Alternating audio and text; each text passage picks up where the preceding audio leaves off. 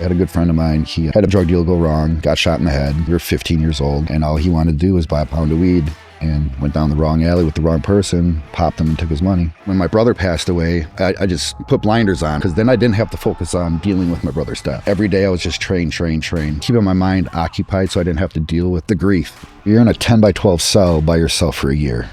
You don't get out.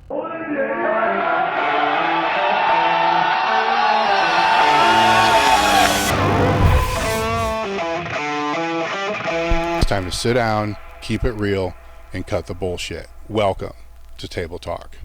All right, guys, we're back with another episode of Table Talk. Today, my guest is Shaun Kopplin, powerlifter, entrepreneur. It's a word that never comes out of my mind, out of my brain very well, because I can do a whole rant on that word to begin with, because the way the internet makes that word seem, it's business owner, I think, is more relevant. Reformed criminal and drug addict. Right. So the founder of multiple companies, but Cream City Clothing and Wolfpack Barbell, I believe, are the ones that you're focused on the most now. You have a very interesting story. Yes. And there's a lot of things I want to talk about, but where I want to jump off on, because I think it's where most people are going to be able to relate to this, is around the 2014 time when you found powerlifting. You know, it looks to be, through your story, a pivotal point in your life journey. Yes. To be able to move in the direction that you're moving now. Other factors, I'm sure, played a role around that same time. Definitely. But that was a key point when I was looking through your history, like, okay, this happens here, and then all these other things start to come together. Kind of blossom. Would that be a fair assessment? Yes. And how would you elaborate on that before we start to go back deeper into your story? I know it's kind of hard to do that. So obviously I was always training in some aspect or another. And I got out of prison in 2009. And while I was in there, it's really got more into fitness and lifting weights or whatever. And so when I got out, my focus was just to stay in the gym and continue that trajectory to keep me out of prison. And so I joined Animal House Gym in Milwaukee, Wisconsin. It was a bodybuilding gym, but they had some powerlifters and strongmen in there or whatever. And I was there for a couple years, and I got with a powerlifter named Heath Hill, because I was a smaller guy, about 220 pounds. And I always wanted to bench 405, you know, like I thought that was a staple to be a man, like bench 4 plates, you know. So I got with the guy, and he's like, well, you're gonna have to lose those little pretty boy abs if you wanna be strong. I'm like, all right, cool. Tell me what to do. He's like, eat. I'm like, so I just started eating, and I benched the 405 in the gym, and I'm like, I want to do a powerlifting meet. So I did a couple push pulls here and there locally, nothing sanctioned. And during that time, it was fun. I really liked it. And during that time, my brother had died.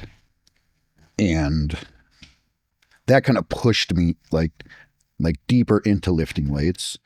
What about it though? Because you were training in prison, then you have a strong hockey background. So you were training there. Yeah. So if we put training as priorities in life, right? It was like maybe 5, 6, 4, maybe 3 at some point. And then at some point in time, it became one of the top 1 or 2. Yeah. And that's where that pivot that I'm talking about seems to happen. What was the catalyst to that? That was my brother dying. Your brother dying and getting around other people that put that as their top priority? That had a lot to do with it. But what mainly was my brother passing away. And because then I kind of like... So for me, training was like therapy. As I had said, that I used it as a way to stay out of the bullshit and kind of get my life on track. Like if I focus on this, I can't be in the streets doing the bullshit that I did to get me locked up. So during that, and then when my brother passed away, like I just put blinders on. I'm like, this is the only thing I can focus on, because then I didn't have to focus on dealing with my brother's death. So I just... That was it. Every day I was just train. You know, I just stay in the gym, and that was kind of like keeping my mind occupied so I didn't have to deal with the grief. Yeah. You know what I'm saying? So So that's how training became like number one in my life. So in a way, it was kind of prioritized by association because it was just there, Yeah. you know, and it was the easiest hanging fruit to be able to latch on to. Yes. All right. Because being a drug addict, a recovering drug addict, I haven't touched drugs in 19 years. April will be 19 years. That any like short-term gratification I grasp onto and I just run with it. And anything that makes me feel better, I just like, I want to do that. I want to do that. I want to do that. And so lifting was that one thing, especially going through a traumatic event like losing my brother, that's the one thing that made me feel good. And so I just grabbed onto it and I just went full bore with it. Okay. So if we go back, right, because training was involved when you were playing hockey and you played hockey, you were a very good hockey player. Yeah. Right. So what started that? Because you had to start that young. Oh yeah. Like 7 or something like that. I think it was like 6 or 7 years old. I played soccer at a high level as well. So I was playing soccer when I was even younger. And then my stepdad's sister, her 2 sons were into hockey, and they're like, why doesn't Shaun play hockey? We can have all of our old stuff, because like my family was poor, so we didn't have a lot of money. They're like, we can have all the old stuff and you can just go play here. They do open hockey, this and that. So I got all their hand-me-down stuff and I fell in love with it. I loved it. That's the only thing I just really wanted to do was play hockey. And that was around about 7 years old. With that, there's a team aspect of it. Yes. Right. Now with powerlifting, kind of, not so kind of, you know, more introverted type of sport. How did you fit in with that team aspect, especially being broke ass poor? And most of the others probably aren't. No. Yeah. I did get a lot of shit. Okay. So first I was on a team that in an area that wasn't like well off. And I became very good at hockey pretty quick, and that allowed me to go to places like select teams where now you're getting into the areas where these players are from well-off families, you know, because now they have money to put into their kids to do better. So I got a lot of grief from all the, like, you know, I come in wearing raggedy fucking clothes, you know, smelling, you know. Like, it is what it is, you know, you're young, you're poor, whatever. And you know, I'd get made fun of a lot. So I'd get into a lot of fights. But I grew up like fighting, like my uncles were abusive. So they would beat the shit out of me. So I'd always have to fight back, or in the neighborhood, I'd have to fight back. And so I just kept standing up for myself. And once that started happening, they started leaving me alone and respecting me as a player on their team. And that through that respect and being so good, I garnered the respect to fit in with the dynamic of the team, and it flowed. Was it that, or was it more that you kind of, you were maybe fear? You were the person that everybody fucked with, but now you became the person nobody wanted to fuck with? That could have been, yeah. Right? Yeah. So respect or fear. Yeah.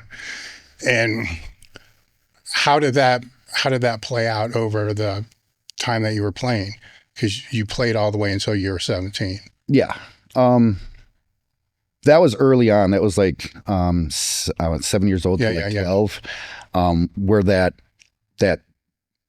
switch, and you know, then I started realizing like how good I was in the dynamic that I played in the game. Not only that I was fast, I could shoot, I could stick handle, but I could also lay a motherfucker out.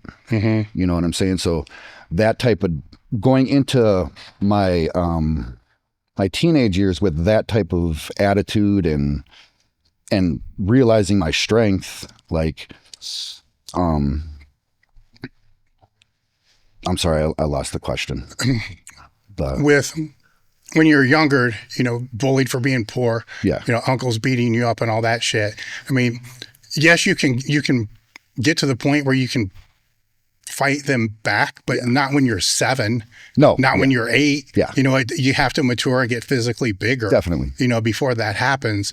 So when that happens and you're in a position to where now, you know, they're afraid, and scared, there's some authority, I guess, respect. How, I don't know what the word would, authority is probably wrong. Respect would probably be the other one, with that. And then how that transfers over to the ice. And then because in a way you would form some type of indirect leadership role. Yes. Right? Yeah. Because they're going to look up to you for the skills. They're going to look up to you for all these other things. But in your own head, you probably don't want that. No, I didn't. Okay, so they wanted to make me team captain, for instance, and I never wanted that role. I just wanted to play. Yeah. But I did feel that pressure from the rest of the team to be like, well, you're kind of the enforcer leader role without having the team captain on your jersey.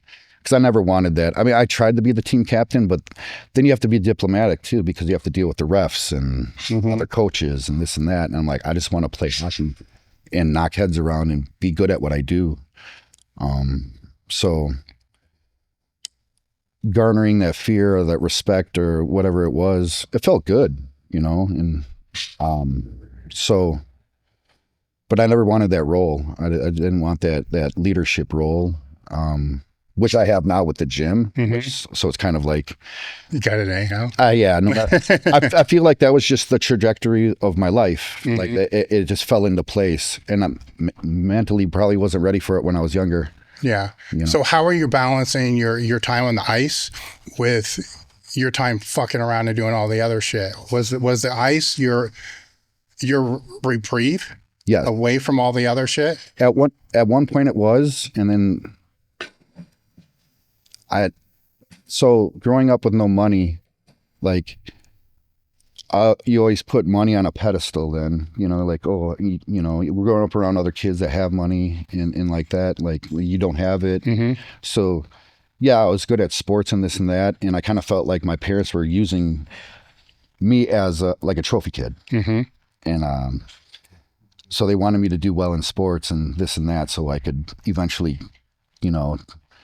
get us to a point where we don't have to live in a fucking trailer park. You know what I'm saying? Which I was cool with, but me being the addict that I am, short-term gratification. I want it now. I want it now. I want it now. So that's how the street life became more appealing to me than the long-term vision of being in NHL. So that's when the dynamic changed in my teenage years, where the street life became higher than training for hockey. So if you're 13, 14, 15, and both are going on at the same time, how you balancing that shit? It wasn't easy. And I was still I think 13 is when I first got locked. My 13th birthday is when I first got locked up for breaking and entering. And I was obviously playing hockey and soccer and football at the time too. Now, were the drugs part of this? Not at this time. Okay. That night, maybe the year after that, is when I got introduced to drugs, using drugs. I mean, I was selling drugs, but not using them, because in my mind, I'm like, I'm not going to be a drug addict. Yeah. So how did the B&E start? Just in the neighborhood that I lived in, me and a buddy of mine, we just break in. Rifle. Was it a challenge type of thing? Like, can we get away with this, or fuck these people, I want to take what they No, it was a little bit of both. Like, I want stuff, obviously, I want stuff that I can't get at home. And I want the thrill of doing something too, obviously, because it's fun. You're a kid, you do shit to try to get away with it, right? Yeah. So with that, breaking in, trying to get away with it, taking stuff while you're there, because you don't want to do it for no reason. What am I breaking into a place for? Just to hang out? I don't want to sit down and eat a hamburger in somebody's house, So, you'd rifle through their shit, take what you wanted, and get out of there. And this one place, me and my buddy Jeremy, we broke into the place, and someone across the street seen us crawling through the window, called the police. And this was on my 13th birthday. And it was literally in the neighborhood that I lived in. So my when the cops showed up, my parents were there. So when the cops showed up or whatever, and they're handcuffing me, my dad's coming out the house, keep the kid, I don't want him back, that type of shit. Obviously he's mad because that's my stepdad. But either way, he was pissed that I did what I did. So what was going through your head at that time? I was like, fuck, I got caught. Mm-hmm. How do I get out of this? Yeah. You know? But I only spent the night in jail and I got some probation. I mean, you're 13. What can they do to you? Mm-hmm. Then those same habits continued? Yeah. I didn't really break into things much after that because it really wasn't that big of a trade-off. That's when I got more into the drug aspect of it, up the criminal type of life, selling drugs mostly and using them. And that's where, you know, you start using, just smoking weed or whatever, drinking and whatnot, and then progresses the cocaine and back then ecstasy and LSD and all that stuff. Balancing that and playing sports was not easy either. But I would always show up. I was functional. I'd always show up to practice. I'd always show up to the games until it got so bad that I wasn't showing up, which was around when I was 17. And that's when the coaches were like, what's going, because I was always showing up no matter what, no matter how bad, like how bad they knew I was, I'd always show up and I would always be good. I remember one time that I would get high before practice. I'd smoke weed and our goalie, someone was talking shit to me like, dude, you know how good you could be if you just wouldn't fuck around with drugs? And the goalie was like, he beats all your guys' asses and he's high every day. Maybe you guys should start smoking weed. It was kind of funny. But you know, that was my life at that time. Now you were getting letters of intent during that time, letters of intent. So universities were interested, you know, so that wasn't a strong enough catalyst to push back against that. No. Why do you think? The drugs. By the time I started getting letters, I was already addicted to cocaine and meth. Like I wasn't on the street sucking dick for the drugs, obviously, but I couldn't leave them alone. The street life was too appealing to me because, like I said, the instant gratification is what I focused on. And if I would go, I didn't want to go to school anymore. I would have to go to school for however long through college. I don't know how long it would have taken to get to the point where, and I'd get scouted for the NHL. And there's no determining factor that I would actually get scouted. So like looking at it, like, am I good enough? Would I make it that far? Could I potentially be in the NHL making millions of dollars? Yeah, it's potential. But if I can be out here doing what I'm doing right now, make $1,000 this week, that's $1,000 in my pocket this week. Yeah. So the cost benefit analysis is a little yeah, plays in that favor at that time with your brain. Yeah. Right. And then actually it wouldn't be even close, would it? No. Right. Yeah. Over here, I'm not getting any money. Over here, I'm getting money and having fun. Yeah. You know, so it's, like I said, that scale was just tipping further this way. Now, you didn't have other people that were around you that were going to jail and other people that were fucking getting killed and shit like that to be able to balance that scale? But I wasn't looking at it like that because in my mind, I'm like, that's not going to be me. How could that be me? I'm not them. I didn't make their mistakes. But eventually... Well, I know. I'm just trying to figure out the mindset of somebody that's in that situation. Yeah. Right? Because these are real risks. 100%. Right? Yeah. And you kind of always know the risk and reward. But if you're processing that, well, that was a stupid fucking mistake they made. Yes. I would never do that. But after a period of time, you would think none of these people are making the same stupid mistake. They're all kind of like different mistakes. But all very similar. Which, in the similarities of the mistakes, what would they be? Giving advice to fucking drug dealers right now. Yeah. Mostly putting themselves in bad situations. Like, don't go down this alley over here. I had a good friend of mine. He had a drug deal go wrong, got shot in the head. We were 15 years old. And all he wanted to do was buy a pound of weed and went down the wrong alley with the wrong person, popped him and took his money. So don't do that. You don't want to get shot, right? Are you looking to boost recovery, enhance your sex drive, and improve performance in the gym? Do you think your hormones are out of whack and you're tired of getting the runaround from your doctor? You know, things like your hormones are just fine, stop lifting heavy weights, etc., etc., etc.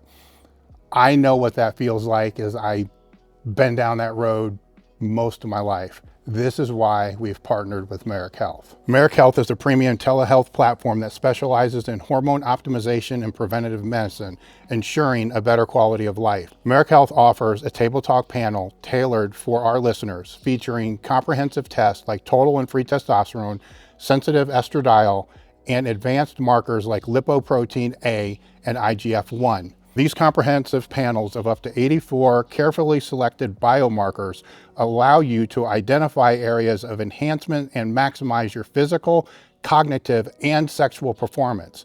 It's much different than the panels you may get from your doctor. Choose between self-service options where you can select lab panels based upon decades of experience, or opt for guided optimization with your own health coach. Start with a detailed breakdown of your labs and receive personalized treatment options, both over the counter and prescription. Visit merrickhealth.com/tabletalk and use the code tabletalk to get 10% off your first order. Merrick Health isn't just about better health. It's about empowering you to take control of your well-being.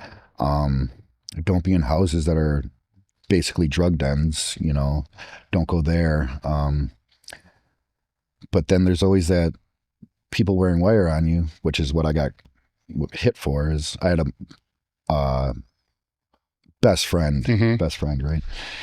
He wore a wire on me, and I sold him meth and cocaine on 3 different occasions. And obviously you can't tell who's a snitch or not. Yeah. You know, so, but in my mind before that happened, I was like, you trust somebody, you know, I don't think this guy would do that to me. Why would he do that to me? Because he got put in a position where he didn't want to do the time. So he passes it on to me. Now at this time, or before that time started, did you know that your father took his own life, and that your father was your father, which is your father, your stepfather? Yeah. Right. Did you know? I'm trying to figure out how much of all this was like environmental, and then how much of this is just kind of in your own head, you know, just growing up in it's all environmental, right? Yeah. But there's still your brain is being wired a certain way. Definitely. Right. And one way is like, fuck everybody, I'm just going to knock their head off. Yeah. You know, and I know many people that are like that. It would probably be that way. Then on the other side, you have the people that are just chill all the fucking time. Right. And that's wired. Yeah. You know what I'm saying? I didn't find out that of the reason behind my father taking his life.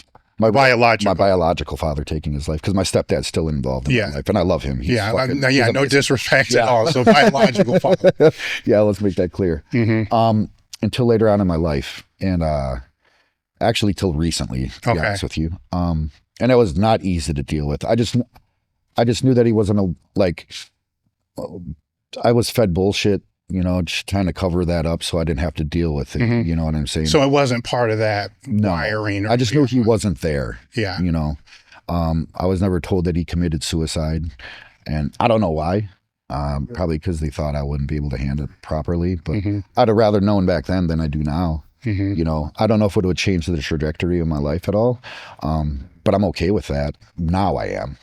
But I don't know, you know, but I don't think that really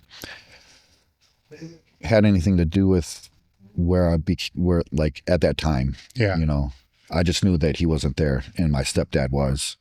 But that did put a wedge between me and my you're not my dad. You know, you tell me what to do, you know. So you did know it was your stepdad? I did know that. Yeah. Well, that's kind of honorable, right? Because a lot of people probably wouldn't do that. They would. Oh, dude. Yeah, he is amazing. Yeah. For him to put up with my shit and still be in my life now, like, he is a fucking godsend. Because I know I wouldn't have done it. I'd have been like, my mom's name is Sue. I'd been like, Sue, I'm gone. I'm not dealing with this little shit. Yeah. Fuck him.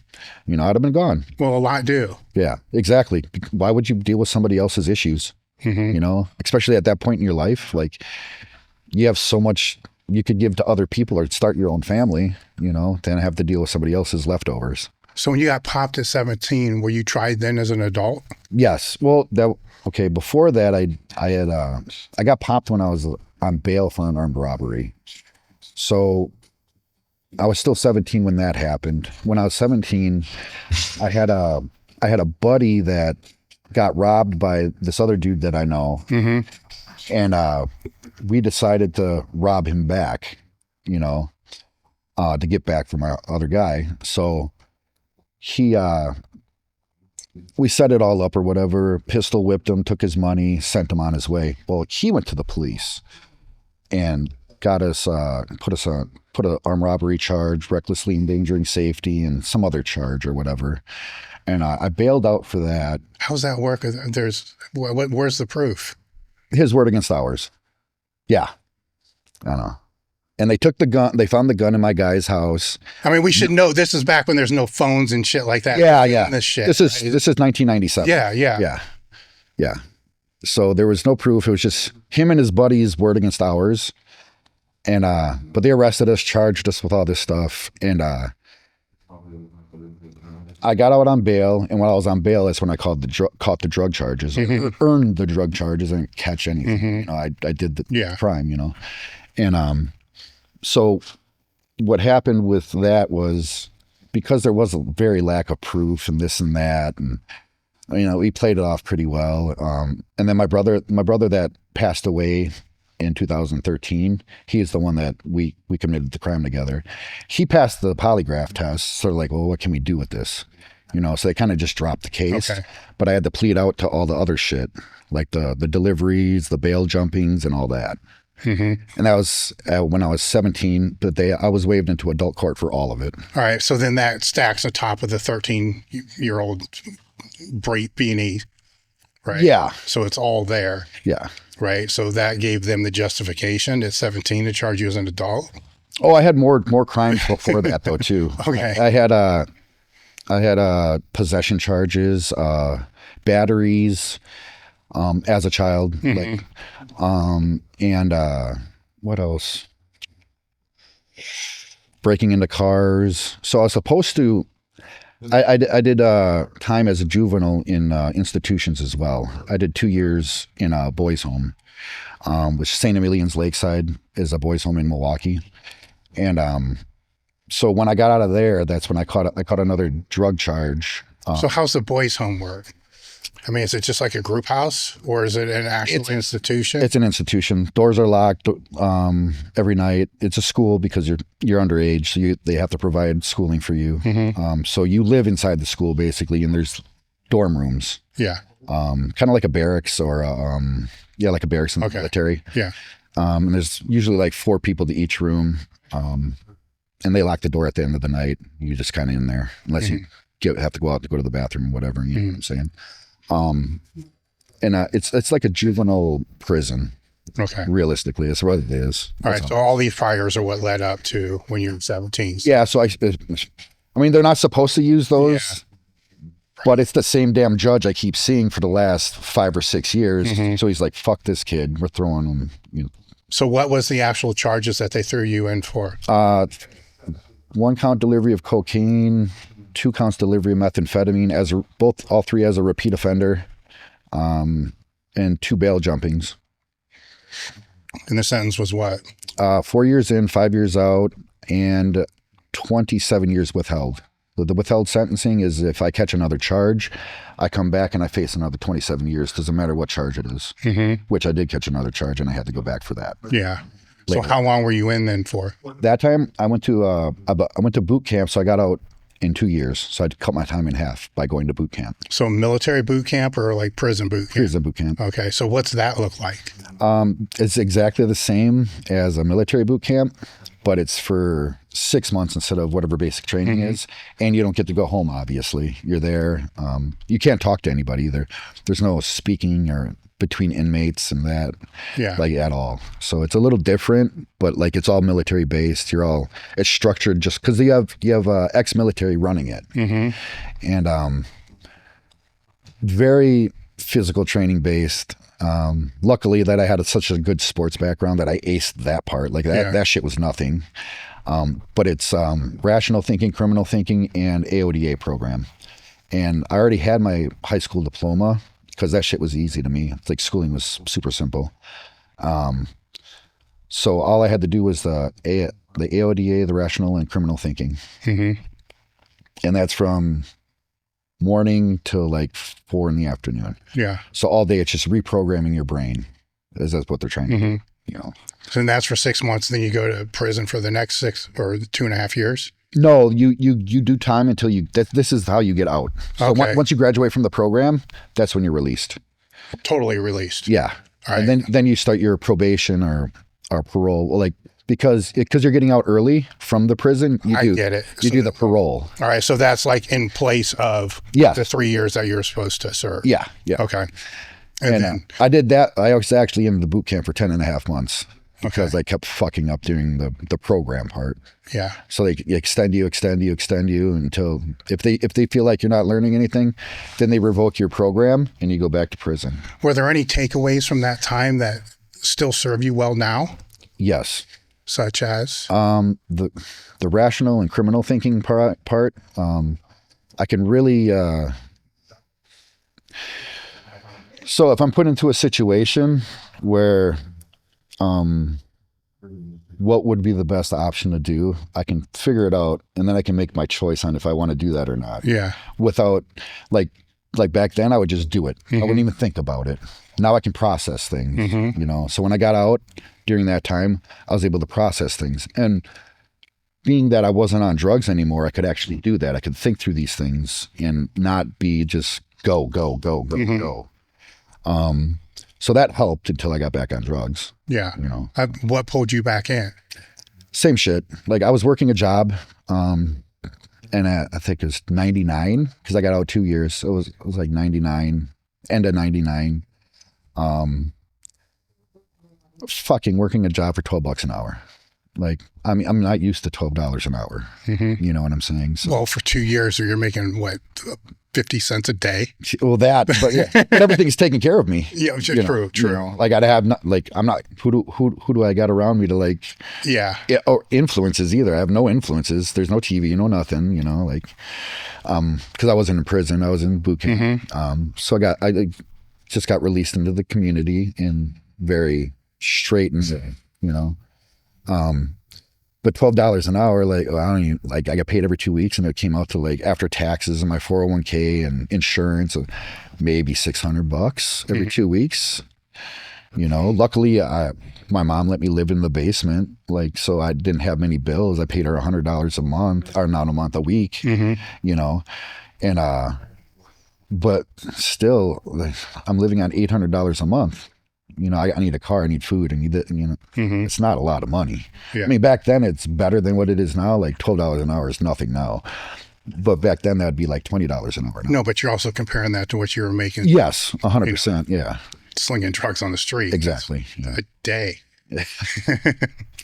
Literally. Yeah.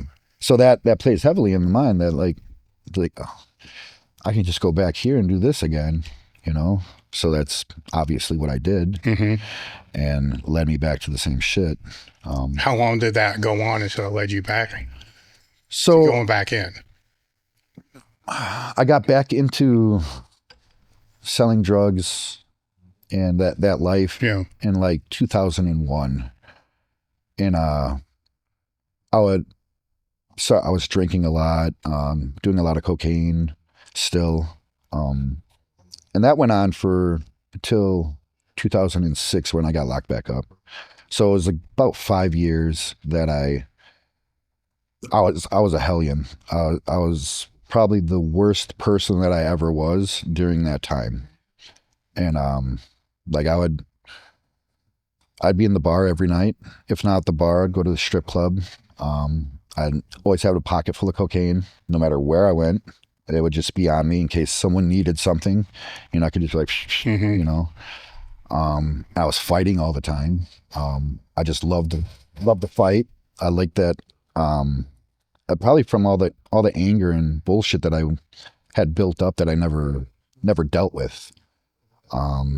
So that trajectory led me right back to the penitentiary. And what was the charge that put you back in? So Or actually, were there multiple charges leading up to that charge? Not really. I mean, I was under investigation. Because I would think at that point, Yeah. even the smallest thing, you're fucked. Yeah, I was under investigation. I think that's why they banked me for what, you know. Yeah. So obviously I was doing what I was doing, and I'd get pulled over and searched, and obviously I'm not running around like with shit on me in a vehicle because you're trapped, you know. So I would do that, go to the bars, blah, blah, blah. And I would always go to the bar that was closest to the house I was at, so I'd be able to walk there or have somebody else drive me there. So I'm not getting a DUI. You're not going to catch me in some stupid shit, or if I got a pistol on me, you're not going to catch that. You know? And so during this time, you know, I'm doing that shit, and I'm getting into fights. So I got into a fight at this bar, and we were playing pool, and this guy kept talking shit, and I just got in his face. I was like, dude, just play the fucking game, whatever. And he swung at me. So I knocked him out, beat him with a pool cue, and threw him out the bar. Fast forward 6 months later, the same guy is having a party at that same bar. And I'm like, well, I'm not going to go there because it's going to be a fucking shit show. And then I went to another bar, and my guys were like, you're going to let that dude punk you? That's your spot. Why wouldn't you go there? Like, you're looking like a bitch not going there. And I'm like, well, fuck it. You know what? Let's go there. And I'm all high on cocaine. I'm like, I got so much liquid courage and white courage in me.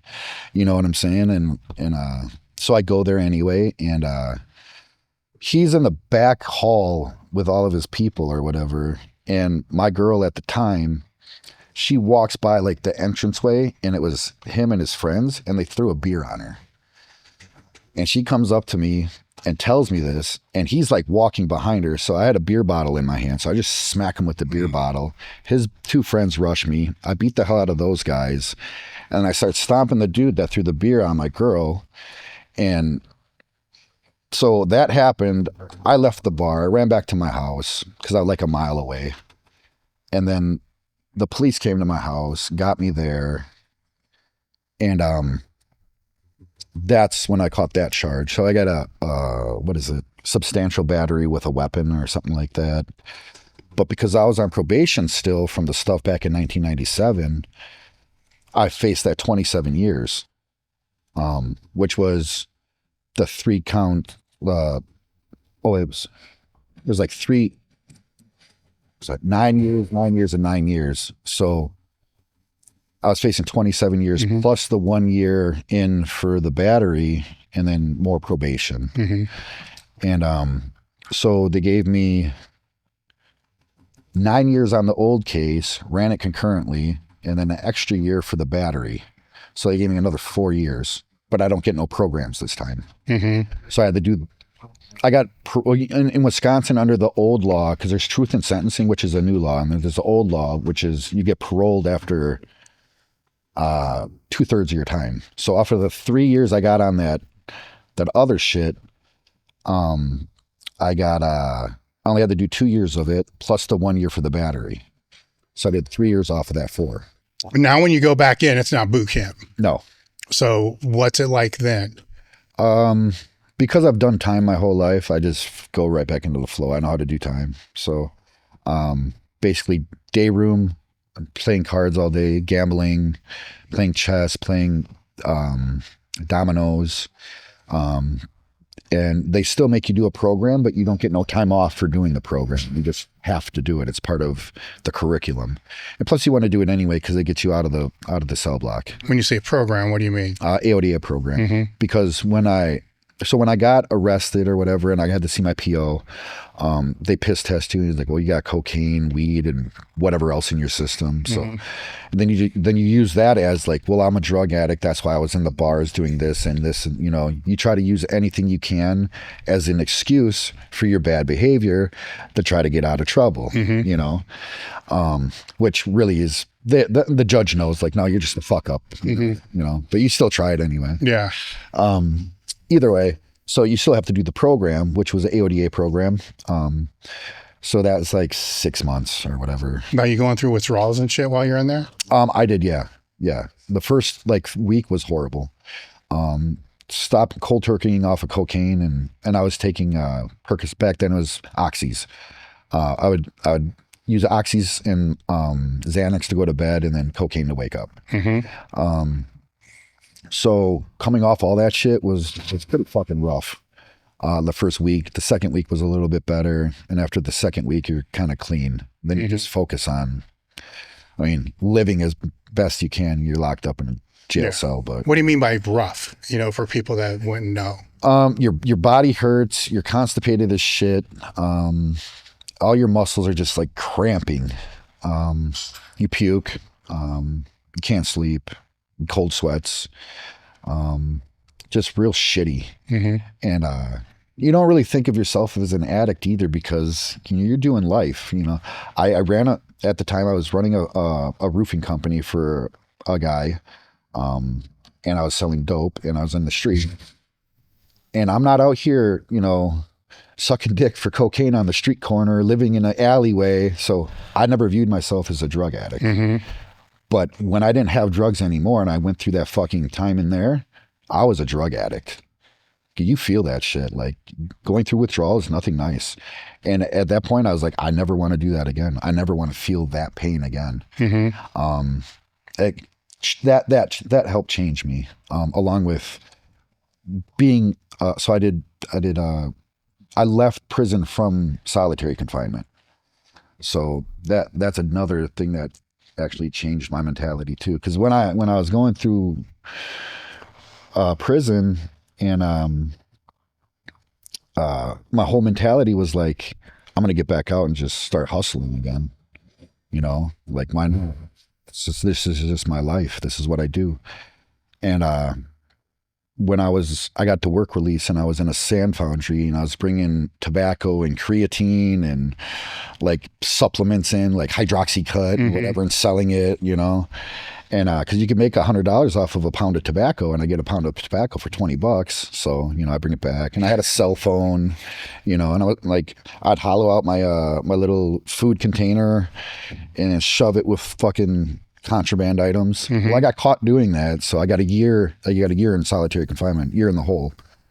And so you got to figure, you're in a 10 by 12 cell by yourself for a year. You don't get out. There's no time, like hour a day. That's what you're supposed to get, but you don't get that. Like, who are you going to tell? That who's going to listen if you tell them? So how'd you spend that time? Because you're in your own head the whole fucking time. Reading books.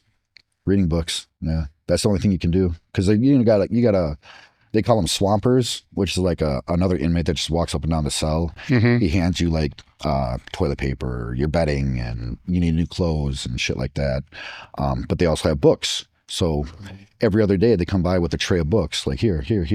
But I was locked up for a couple of years, so I already had books in my property that I had ordered through the time I was there. So I had like 48 Laws of Power, Machiavelli, 33 Strategies of War, shit like that I would just feed my brain.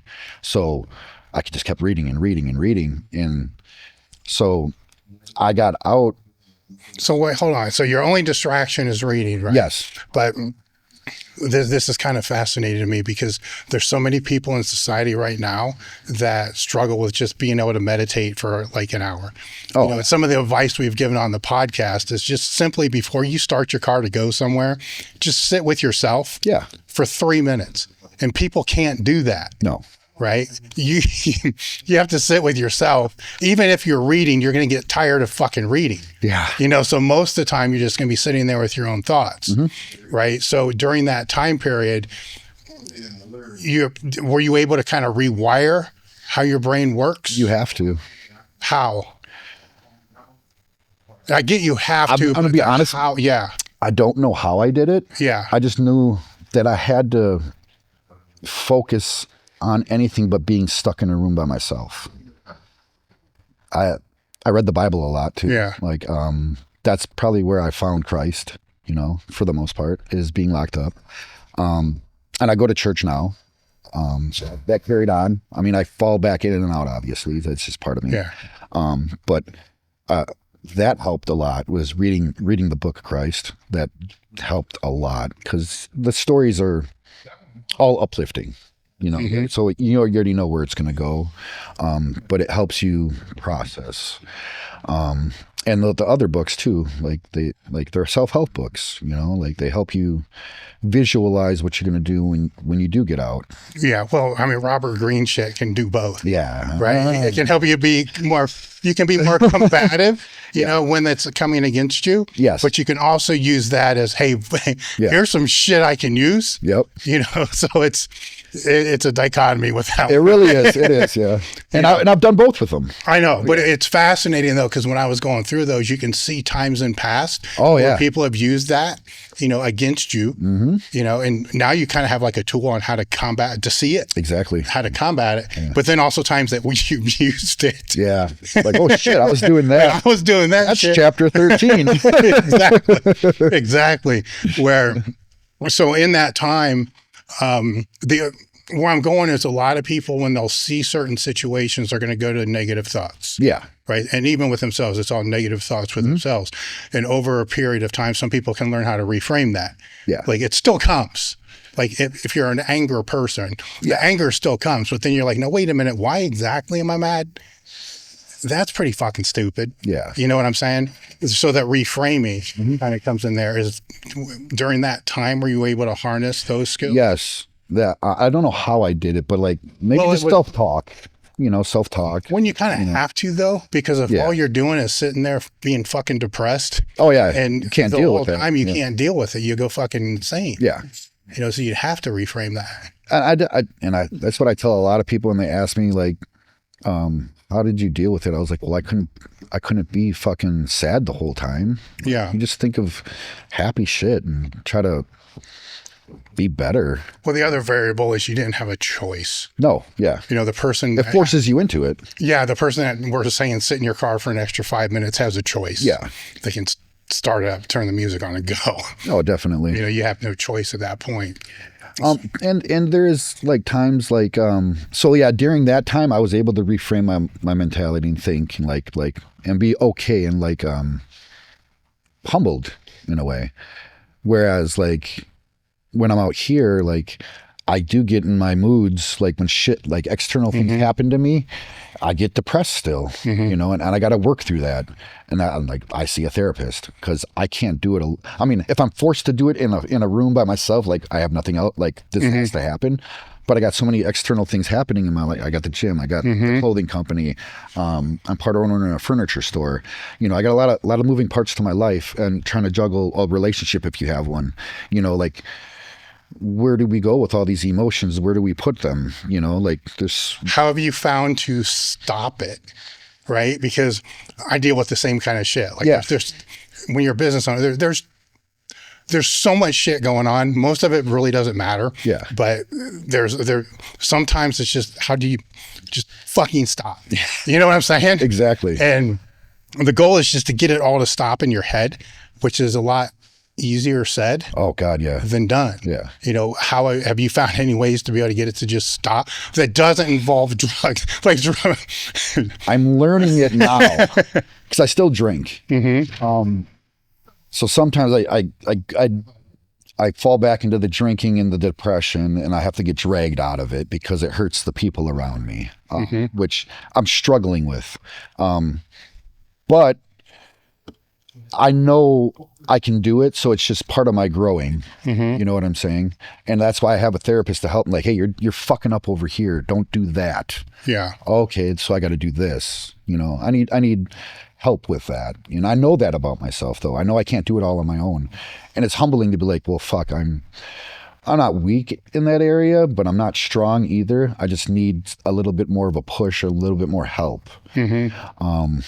Well, it's a lot, right? Because when you have multiple businesses kind of all going at the same time, the things that come to you at your level are the problems. Yes. The good things really don't bubble up. No. Because, I mean, you don't see them. Well, it doesn't do you a whole lot to get to focus on them either. Yeah. Right? Now you want to compound on those. Yeah. But it's all those other things that you gotta sort through, and like, that's stupid. but maybe it's not. Yeah. You know, because if they flick it away, then it comes back bigger. Yeah, definitely. You never fucking know, right? Yeah, it compounds. It compounds through there. To get back to your story, so now when you get out, what path do you go at that point? So I was released in end of 2009. Right, because keep in mind when you went in, you thought this is just who the fuck I am. Yeah. I get out, whatever. I go back. I know this. It's fucking easier than the outside world. It really is. It's so easy. So when I went in 2006, that was the whole mentality. I'm gonna get back out, and whatever money I make when I hit work release, which I left. I think I left with like 25 grand work release, and so when I went through the program or whatever, and then I got locked up in the hole, and I did close to a year in the hole, and when I was in the hole, my whole mentality changed. It was like, I can never come back here. I don't ever want to feel this again. This fucking sucks. Excuse me. So kind of like the drug withdrawal. Yeah. It was like, I fucking hate this. This life fucking sucks. It's horrible. If I had to do it again, obviously I can do it because I'm conditioned. But it just sucked. So when I left and my mom picked me up from them gates, it was just like, I looked behind me. I was like, I can't go back there. And that kind of changed me. I still fucked up. You know, it is what it is. Well, it's environment too, right? Yeah. I did go back to the same environments. I cut a lot of people out of my life though. The majority of the people that I hung out with that prior to me getting locked up the second time, I've never talked to again. The girl that I was with during that time, I don't never talk to again. Like, I have no reason to go back into that because it drags me back to where I was, and I don't want to be that. I can put myself into that situation without those people dragging me there. So what do I need them for? You know? So, and that was 2009 I got out, and I tried to go back to working. I went to the job that I had when I was in there, but it was an hour away from my parents' house at the time. Luckily, I have a great support system with my mom. My dad probably would have been like, you know, staying here because of all the shit I put him through. We have a really good relationship now, but I built that up through the last 15 years of me being out. You know, I worked hard at that to make him, not make him, but earn his respect and his trust and his love. So we're good now, but back then, probably get the fuck out of me. You can figure it out on your own. You'll figure out everything else out, type shit, you know. And but my mom let me live in the basement again, so I started working, and you know, just built it up from there. And then I found lifting. I was in lifting in there, except for when I was in the hole. Yeah, but it was that lower priority that we're talking about. Yeah, you know. So, but it was very high priority, but it wasn't. As purposeful? It was more so just, this is what I have to do to stay out of jail. Okay. You know what I'm saying? Yeah. So it was just that mentality.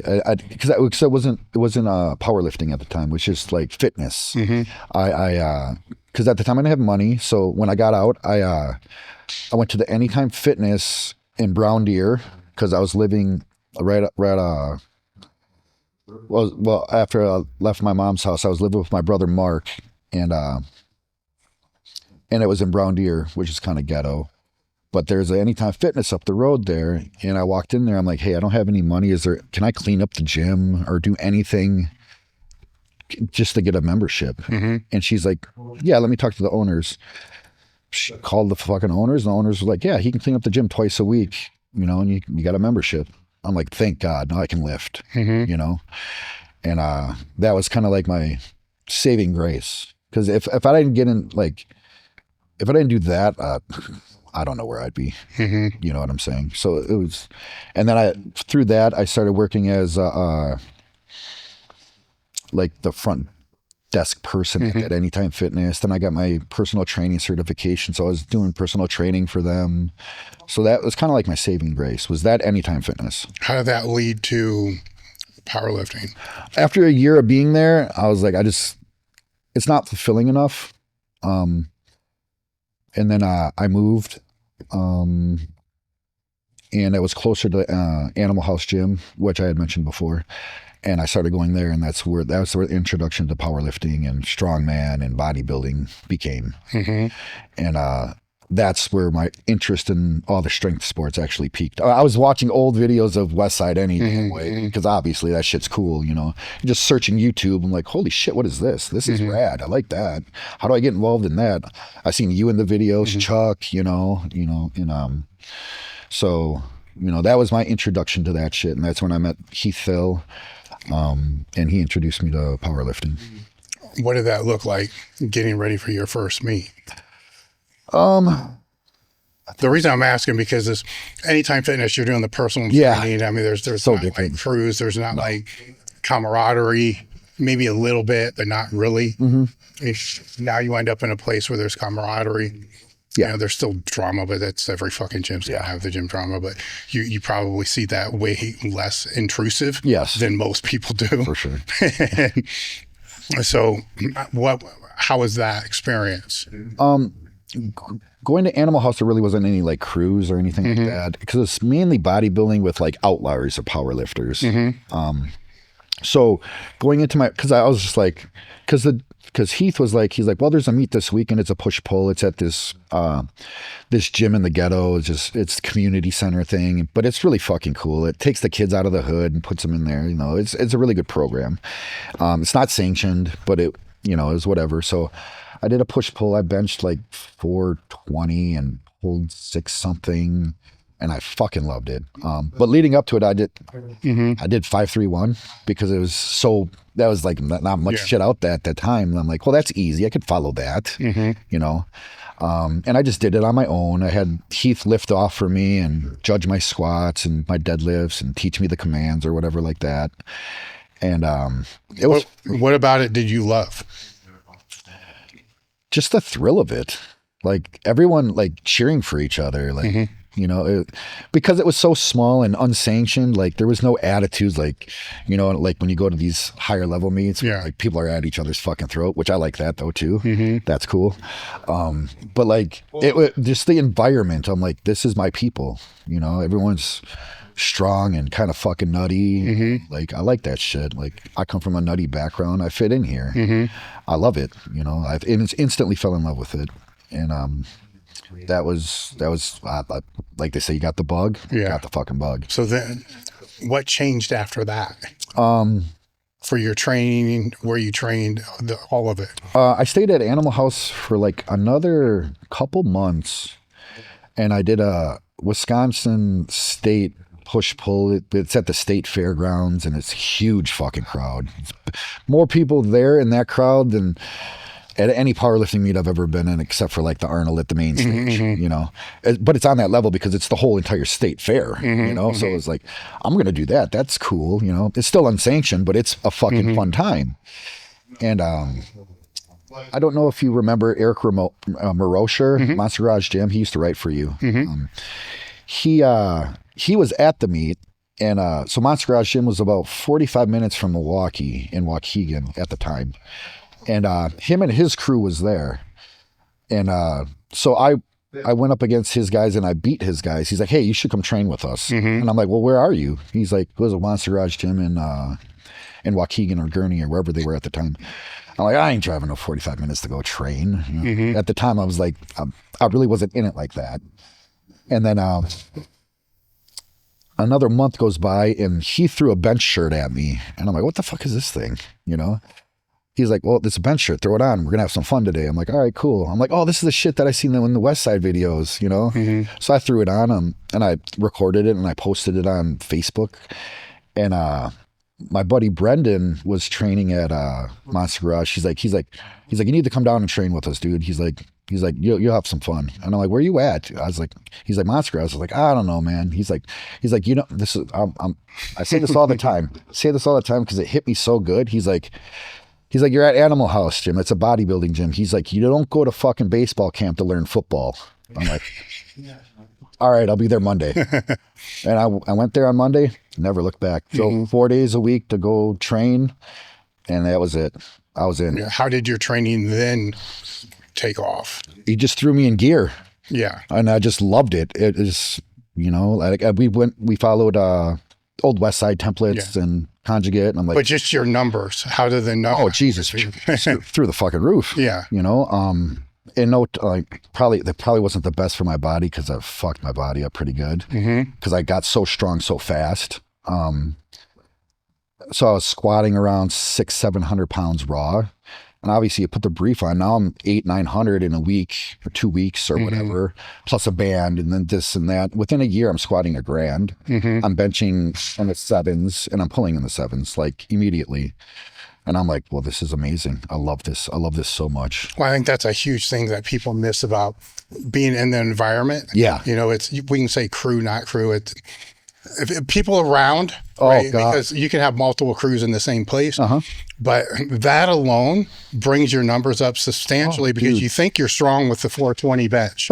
You know, because you probably are the strongest where you're at. Yeah. Right? Hell, if you go to your local football game, you're probably one of the top 5 strongest in the whole fucking stadium. Yeah. Then you go there and you realize how weak you are. You know, yeah, like, fuck, I'm not, that alone. You know, makes you stronger than the technical cues and all the other things that go along with that. I want to take a moment to give a shout out to my friends over at Mastonomics. I use their podcast a lot when vetting guests for the Table Talk podcast. I also listen to it a lot just because it cracks me up. Their YouTube channel is great. The podcast is on there, but they also have home gym reviews.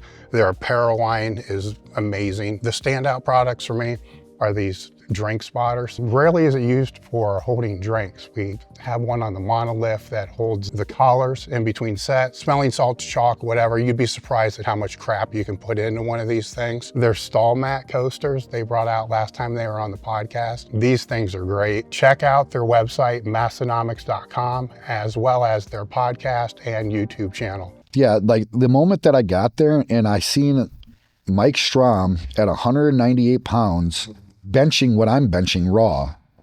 And I'm just like, I got 60 pounds on this guy. How is he out benching me? I'm like, so I got to chase this dude and he's squatting 8s at 198. I'm like, what? I'm like, okay, I got to get stronger. So how much technical changes did you have to make to your lifts after you got there? A lot. Because I've torn my shoulder a couple times. I got into an accident and I went through the windshield and I caught my shoulder on the crossbar. So my shoulder's always been screwed up, but I always benched like a bodybuilder too. So that didn't help my shoulder at all. My rotator cuff was torn.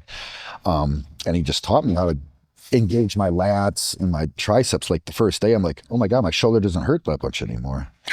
I'm like, oh, look at this. Put like 30. Maybe it's worth a try. Yeah, right. Put 30 pounds on my bench, my raw bench in a day. Yeah. I'm like, just by engaging my lats and my triceps. You know? And I assume you found the same thing with the squat and the deadlift as well. Oh, definitely, yeah. Widened my stance on the squat, taught me how to sit back and open up and like actually feel it and get my elbows under the bar and my chest up. I'm like, holy shit. And then I've squatted. I love squatting so much. It was my favorite lift. I just felt like, because you're connected to like everything, just like it just felt natural. I just loved it, even though I can't do it anymore. But it is what it is. Yeah, well, it's always been my favorite lift as well, just because of the pressure. Yes. You know, you don't feel that pressure. Oh my God, it's amazing. Physical pressure. Yeah. And anything else. I mean, you want to fucking explode. Yeah. Fell right off the bat. Yeah. And so you went there. What was the year that you went there? The end of 2013. Okay. And then what was the progression throughout the sport after that? I did, or was it the beginning of 13? It was one of those years. Either way, and that was around the time that my brother passed away, and that's what really shot me into it. And I did Illinois State meet with minimal training. Like everyone else was doing it. I'm like, oh, fuck it. I'll do that with you guys. Sounds like fun, you know? It was my first geared meet. And I squatted 804, benched like 5 something in a single ply, and pulled like 677.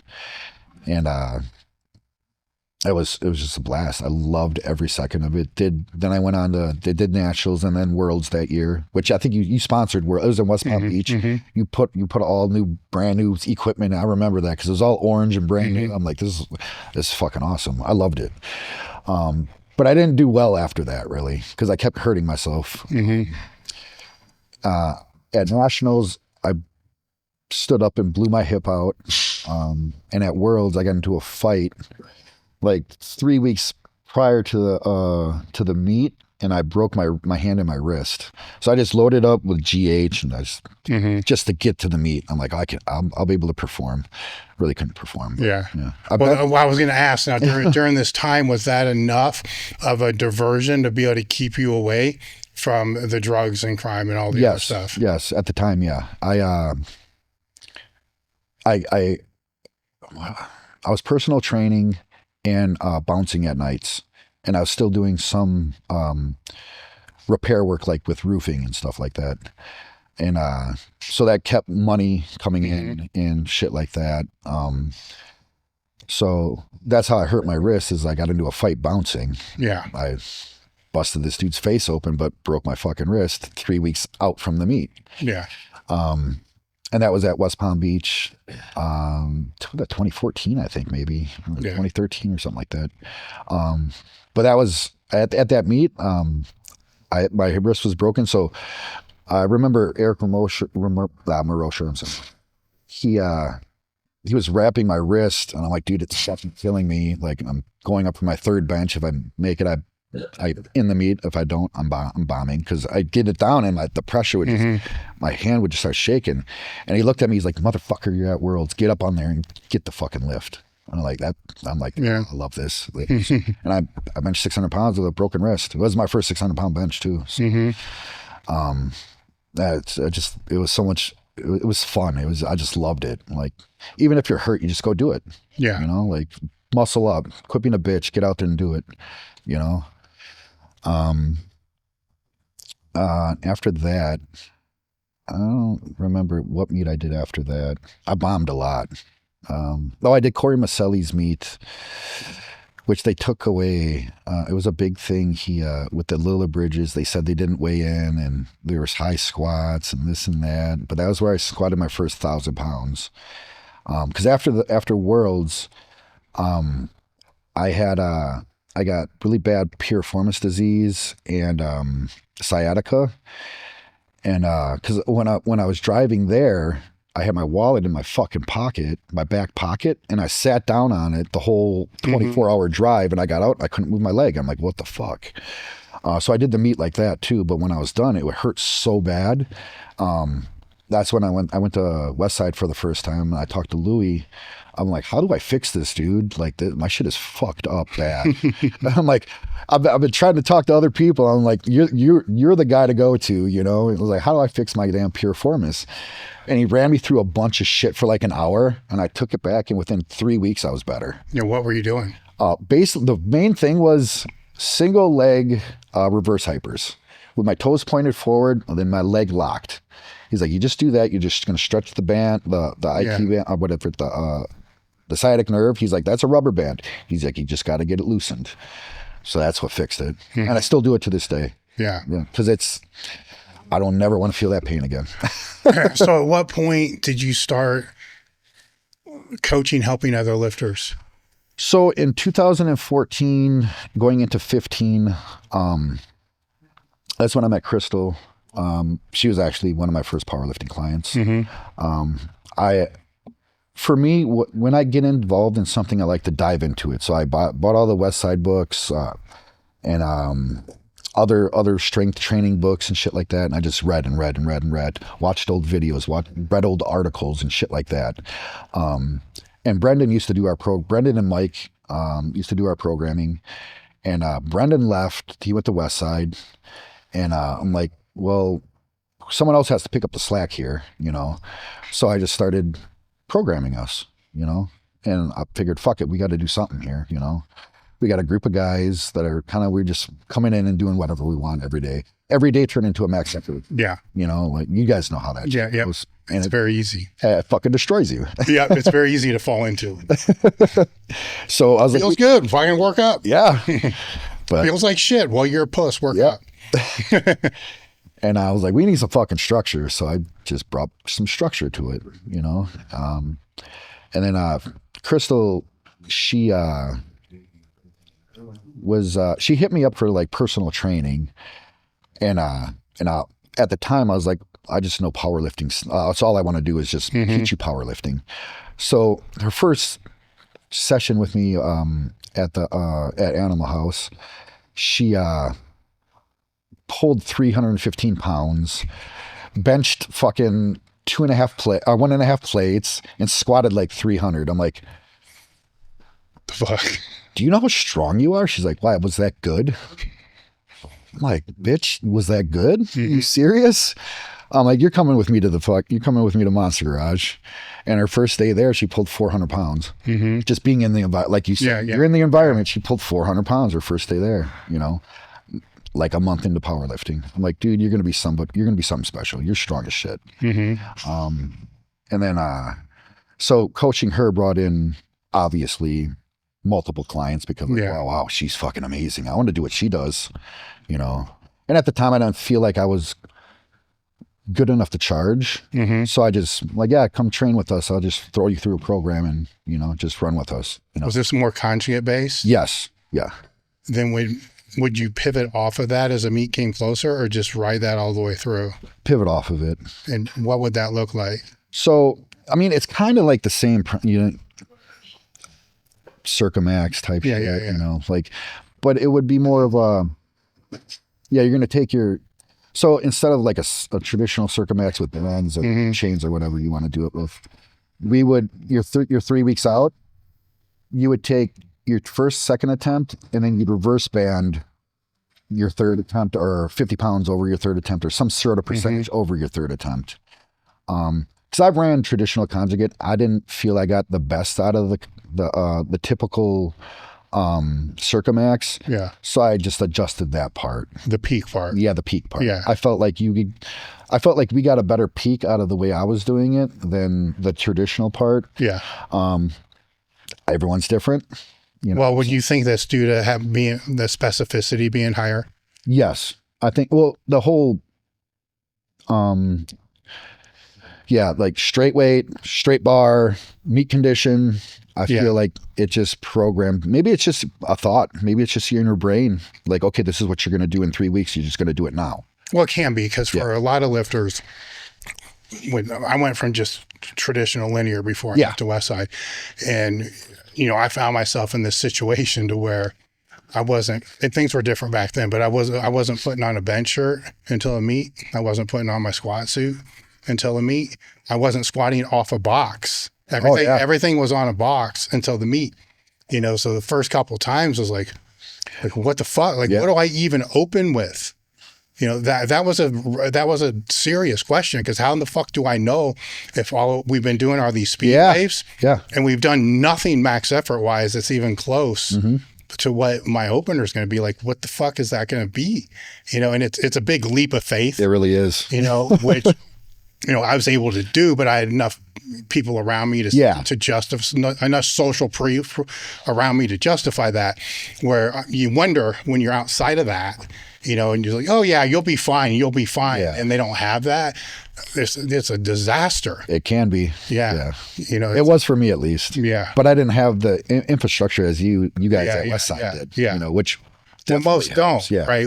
That's the part that peaking phase is the part that most people have to adjust, you know, and kind of regulate to be able to fit their own needs, the needs of the lifters and so forth, without fucking crashing them into the ground, which is the other mistake, is to start taking way too much weight. And then, because you feel like you can. Oh yeah. Because you did it in training. Sure. I got 3 big blues on here, and I squatted 800 pounds bar weight and off a box, and it felt great. You just peaked 2 weeks out. Yeah. Fucking great. You know, works perfect when you go to a meet and you fucking bomb out and shit like that. So over the years, how has the way that you approach the programming changed to accommodate raw and gear? Because raw is way more prevalent than gear now. Yeah, I try to stay away from raw lifters. Yeah. I'm going to start getting back into it a little bit more just to get more business into the gym, because obviously that's the way the world is going. But I'm a gear whore at heart. I'd rather just transition everyone into that. But it's damn near the same. You just get more work. What do you mean? So work like volume wise? Volume, yeah. Because I feel like you're going to need it. Because when you're putting on so much more weight onto the bar, your volume's going to have to go a little bit. You're going to fucking kill yourself. Yeah. You know, or your coach is going to kill you. Yeah. But you see that all the time. So how I approach things, like I do for raw lifters, if they're beginners, I do like an 8-week phase. You get like three weeks of like high volume, which is like, you know, your conditioning basically. I just call it conditioning because that's high volume conditioning. And then you get 3 weeks with a week of testing. Those 3 weeks is just you're peaking into your test. And then your 8th week is deload week, which is basically speed work. You know, speed work are more of like conditioning basically. And then you can just start it over. So with the gear then, how do you go about, because gear, it's like skill plus strength. Yeah. Where raw would be like strength then a little skill. Bit skill. Yeah. Yeah. You know, but if you don't know the skill of the gear, you're fucked. Oh, for sure. Yeah. You know, so getting in it becomes part of that whole mix. Yes. You know, so how do you sprinkle that in? Because it doesn't matter what you do on a two board if it's a shirted bench. You still got to touch the thing. Exactly. It doesn't matter what you squat if it's 5 inches high every single time. So for that, I don't have them out of their gear unless they're not going for a meet. Like if you have no meet planned, I might give you a month of raw work. But the only other raw work you're going to do is maybe on a speed day or everything leading up to getting into your gear. Or the speed day would just be briefs or something like that. Yeah. Typically that's what you're going to do is a brief. But with the touching and the shirt, my thing is I want you to touch once a month, at least once a month. And when you're doing that, I want to see what's the lightest weight you can touch. You know, every session you do a touch, what's the lightest weight you can touch? Or if we're going to do board work that day, I'll program you touch your lightest weight first, and then you max out to a 2 board. You know, right now, if you have lifters that are, it's so fucking weird in gear, right? Because to me, unlimited is unlimited, which would be the band shirt. Which either way, you know, you have.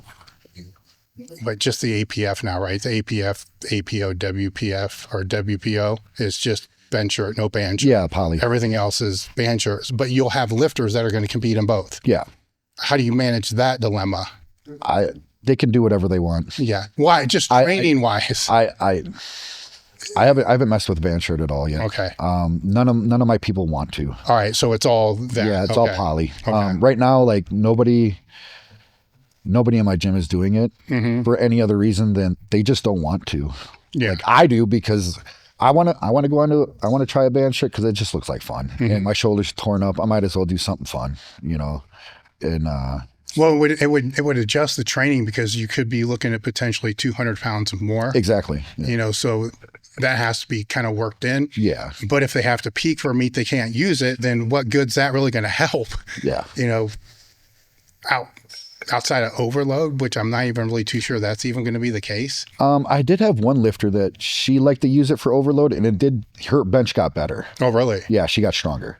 At the top? Yes. Okay. Yeah, she went from, I want to say 260 to 300 pound bench. Okay. At 123. Was she still able to touch the same way in the multiply shirt? Yes. Okay. Yeah. Because that's what I would wonder, because it's a little bit easier to touch. Yeah. She was a really I think her form was like perfect. She had a really high arch. So like her bar path was the same. Yeah. Yeah. Now, for a while, you were working with a high school team. Yes. What did that look like, right? Because that's not going to be your typical powerlifting. No. It was so long ago, but it was a lot of fun. I really liked it. And it was mostly women, most girls, because the guys are guys. Mm-hmm. The fucking egos, you know. So they would just take what I told them and go do it, and like, you know, you try to adjust, and they're not listening. But the girls always listened. Well, isn't that the case across the board, though? I wish in real life was that way. But well, I'm in the gym, right? With any powerlifting. Oh yeah, for sure. Yeah. But so we, I introduced the bands. They didn't have chains, but they had bands. So I'd have them do speed work. But it was more linear than anything, because that's how their brain worked. Because they couldn't fathom like any type of like circumax. Like, how do I? It was so foreign to them. Like, their brain's not advanced enough to like grasp that, and trusting the process is really not in their realm of what they're going to do. But they could understand, like, okay, you're going to do this week, this week, this week, and I'd write it out on the board, and they would just do it, you know. Our strength equipment is made in the USA. It's professional rated. We customize it to whatever your needs are. If it's just logoing to designing a completely brand new piece of equipment. The reason I got into the equipment game to begin with is a lot of the equipment I was looking for example, like a leg press, I couldn't use a wide enough stance to help build my squat out. So a lot of the equipment that we've come up with and that we've put out is built for that reason, because it wasn't on the market, or it was built like crap in the first place and didn't have any carryover. So check out our website, elitefts.com, strength equipment, or get a hold of one of our strength equipment specialists who have been selling strength equipment for over a decade, as well as being coaches in the industry. Website, Top Toolbar Strength Equipment, or look for the rectangle on the front page that says Strength Equipment Specialist and click on that to speak to one of our specialists today. And it was all we didn't have any raw lifters. Wisconsin, there's no raw. It was all single ply. So that fit right in with me, so it worked out really nice. I loved it. It was cool. Even at the high school level? Oh yeah, it was all single ply. Because they can't use, because it's all USAPL. And the subgenre of USPLs is WSHPL, Wisconsin High School Powerlifting. But it's all USAPL employees that are running it. So it's all that. So you ask to grass, walk out, that shit. But it was fun. I really enjoyed it. Because it was all single ply, you know, it's all gear, you know. How did the gym come to be? Okay, so we were at Monster Garage up until when COVID hit. And Eric didn't want anyone in the gym. And Eric had a partner, Rich. Rich was letting us in anyway. He's like, well, we got to train, you know. And I'm like, cool, thank God we can fucking train, you know. So we'd go in there and he'd lock the doors and it just wouldn't be open to the public, which worked out good for us anyway, because we didn't like fucking, because we'd always get people coming in there trying to, like West Side, you get oh, we want to come check the gym out, get the fuck out of our sandbox, shit, you know. Sometimes you get good lifters in there, you know, like, oh, you ever think about lifting here? Yeah, cool, come on in, you know, but very seldom. But so the gym he was closing it off and we would lift. And then Eric found out about it and had a shit fit. And him and Rich got into it, and Rich brought us together. He's like, this is my last day here, blah, blah, blah. I'm like, well, what are we going to do then? And he's like, well, I don't know what you guys are going to do, but I'm just going to set all this shit up in my garage. I'm like, fuck all that. We're going to find our own spot. I was like, if Eric can't let us lift here for COVID reasons, we'll just open up a gym. And we found a storage unit without a bathroom that we would rent. And we just threw all of the equipment that accumulated over the years into there. Now, where was that located? It was in Racine, Wisconsin. So that's what, half hour, 45 minutes away? Yeah, from Illinois, it's about a half hour, and from Milwaukee, it's about a half hour. Did you know that the guys are going to travel? Yeah. Okay. Yeah. We talked to them, like, yeah, we can make that drive. So we did that, and then that was during the time where you couldn't get a fucking monolift anywhere. Everything was sold out. Everything, I'm like, so I had a buddy down in Tennessee, my guy Mike. He's like, well, I'm into metal fabricating. He's like, I'll just make you one. So I had to make me a monolift, a bench, squat rack, and a deadlift platform. I'm like, cool. Drove it down, and we had a fucking gym. And then we were there for like 4 years. So there's no bathroom. So you're going to like gas station down the street? No, across the way there was a building, which there was a lady in that building that we always got into it with. She fucking hated us. Well, you're using her bathroom. Yeah. Well, that was part of the contract. Yeah. Okay. But she didn't like the music was always loud and parking lot was always full. So we got into it with her, and so we renewed our lease for a year, and it came down to like the last 2 months of renewing it again. Then we got a letter saying, we're not going to renew your lease, so you're going to have to find another place to go with your stuff. I'm like, oh, fuck. How did that setting up that lease go? Because you're in a different state now. So every state had different, whatever we want to call them, mandates, which are they voluntarily, whatever we want to call those. Through COVID? Yeah. So because it's not a law, it's a mandate. You can't enforce it. Yes. What are you going to do? That's kind of the point I was making. Yeah. So and because that gym was Monster Garage was not ours, it was Eric's. We couldn't do that there. Yeah. But now this is on us. We made the decision, like, we're standing on it. We're not. So that didn't impact closing. Looking for the lease, though. No. Because they don't, the lease guys or the owners, they didn't care. Yeah. They're like, whatever. As long as we get our rent, we don't care what you do. Yeah. Cool. We're with it then, But because that lady kept complaining, they terminated the lease. So how many did you have that came over?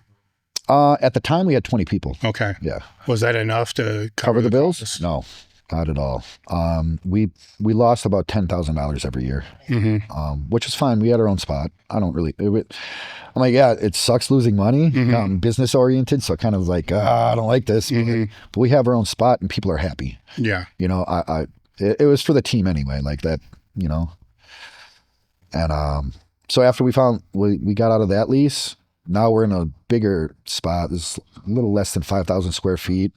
Got an office, got a front room for like a storefront. We got a Muay Thai, kickboxing and wrestling area. There's a shower in there, so that's nice. Not like anyone uses it, but got a bathroom. And it's in Milwaukee, and we made it. We just said, fuck it, we're gonna put it in Milwaukee because we're gonna find the best deal, bang for the buck per square footage, and it'll be local. And if people come, they come. If they don't, they don't. And people followed. So did you start it? I mean, when you moved, was it a key club? I mean, how are you managing your own time? I installed the key fob system. Okay. So they can come in and out as they please. So you didn't have to be there. No. 20 hours a day. Yeah. No. Which I'm there all the time anyway. Yeah. Because my furniture stores were on the same road. So we're on National Ave in Milwaukee, which is one of the main streets in Milwaukee. Furniture stores on 21st Street. My screen printing stuff is on 16th Street, and we're on 9th Street. So it's all right down the road. Okay. Yeah. So it worked out perfectly, honestly. Yeah. And then the storefront for the business for the gym is where I'm going to sell all the shirts. Okay. So yeah. Because the question was going to be, how do you manage all these things? Yeah, it's all right there. Okay. All right. And you don't have to be at the gym all the time. No. Okay. My office is in the gym though. Yes. Yeah. So I'm there just on the computer. And how is it over the last, how long you been there? Oh, maybe 6 months now. Okay. And then since October. How's it grown since opening? We probably got 20 more members. 20 or 25. We want to cap it at like 100. Eventually we're going to get there, and I'm just like, we're going to stick it there because it's, like I said, it's 5,000 square feet. So 100 people like in and out of there, it's going to be kind of hard to manage. But we finally opened it up to the public. So we're allowing people to come in that we normally wouldn't, but if they got a good vibe and we're cool, we're going to let you in, you know. So how do you go about that vetting process? You go off a feel. Yeah. You know, like we meet the guy, like, all right, cool. You know, like we had this guy, Sam, he drives truck. And when we were moving in there, because we're right off a freeway. So he gets off the freeway. It's a one-way. You got to take this road to even get into the city. And we're in the city. We're in the hood. That's when you get the best prices for buildings, you know. And so he parks his truck in the middle of the street, screaming out the window, "What are you guys doing? Are you opening up a gym?" Hops out the truck, leaves traffic piling up. He didn't give a shit. He's like, "This is awesome. Can I come and check it out?" He's like, "Yeah, we'll be open next week. Come check it out." So a couple weeks go by. He comes up. He's like, "Hey, he's Sam. You know, I met you the other day. I just want to check it out." And cool dude. I'm like, "Yeah, for sure." You know, signed up right away. Yeah. I was like, I got a good vibe from him. Yeah. Yeah. He pays every month. Every month I get a cash app from him. So that works. And I see him in there every now and then. He's like, "Hey, dude, how you doing?" Fist bump. Yeah, cool. Yeah. So when you're looking at the businesses that you're investing in, the businesses that you've been involved in, there's several. There's tattoo shop. There's all these things that are kind of going in there. And you're looking at some that can actually generate revenue, but then other ones that probably aren't. Like kind of like the gym probably isn't going to be this cash flow. Let's stick on that one, because most people that want to open a gym probably don't know the realities of opening a gym, right? So if it's making money, what are your thoughts on the gym as far as in your conglomerate, right? We'll just call that a conglomerate. Mm-hmm. Do you see that as something that's going to be highly profitable? No, not at all. I don't think the gym itself will be highly profitable, but what comes with profit is the coaching aspect. Not powerlifting coaching, obviously, because that's really not, but like fitness coaching, which is kind of where I'm, like the diets and shit like that, which I'm going to start getting into. I'm creating an app for all that. App, website, blah, blah, blah. And that's where the revenue will help more or less furnish the gym with like new equipment and shit like that. Like, cause we got a lot of nice stuff, but it's going to get worn out eventually. And how are you going to pay for it? I don't want to dig in my pocket and do it. So if I can create a network of like within the fitness industry to help pay for all that, that's what I want to do. Yeah. You know, and that'll keep the gym up and going for as long as we need it. Yes. You know, because diets and basic workout programs for like people in society that just want to be functional and take care of their health and their fitness so they can live longer. That's where the money comes from. So coming from a contract background, roofing, construction and stuff like that, into, I guess the tattoo shop would have been that more service oriented. Yeah. And the gym's, it's still service oriented, even though it's a different in aspect, type of aspect, not probably as much as some others. Yeah. How was that transition? I guess it would be probably more from the construction to the tattoo shop than the construction to the gym, because you're kind of dealing with a little bit of the same. The tattoo shop was a big adjustment with a service industry, but I did deal with service industry because I bounced in strip clubs. So bouncing in a strip club is different than bouncing in a bar. You know, you got to meet with the client. Oh, I'm going to set you up with this girl here. This, it's kind of white glove. Yeah. And so that I already had a background in like, that type of shucking and jiving, I'd say, and plus hustling in the street. It's like you maneuver. You know what I'm saying? And so going from that type of stuff to the tattoo shop was interesting because those people get mad really fast. Which, you're paying thousands of dollars for stuff on your skin that if it gets fucked up, you know what I'm saying? You gotta deal with that. But transitioning from all that, like the tattoo shop into like the other stuff, it's kind of like a step down, honestly. It's like, if you could deal with the people at a tattoo shop, you can deal with anything. Because those people they get vicious. And you can't really jab back at them so much. Like, Because then they're going to write a shitty review on you, you know? Mm-hmm. Oh, they did this. Oh, fuck you. Yeah. You know? So then how'd the clothing come to be?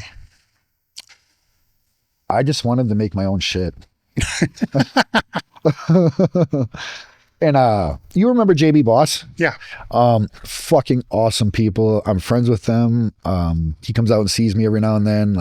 If I'm in Ohio, I hit him up, or Iowa, I'm sorry. I hit him up like, hey, what are you doing? You know, we're really good. We're really close. And I hit him up one day. I'm like, what are you doing with all your old screen printing stuff? He's like, oh, it's just sitting in my basement. I'm like, you gonna do anything with it? He's like, probably not. You want it? I'm like, yeah. He's like, all right, me and John will throw it in a fucking U-Haul and bring it over. I'm like, all right, cool. So I got all his own screen printing stuff. And that's how I just started. I'm like, I just wanted to make my own shirts and my own, you know. So the name Cream City is from Milwaukee. Because there's a lot of Cream City brick buildings, and my house is Cream City brick.